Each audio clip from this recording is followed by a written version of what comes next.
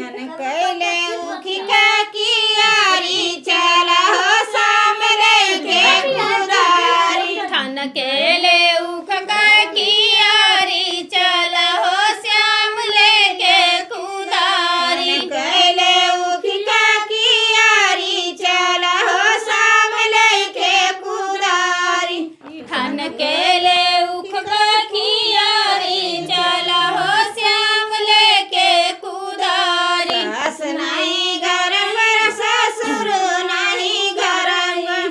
सास नहीं घर में ससुर नहीं घर में सास नहीं घर में ससुर नहीं घर में सास नहीं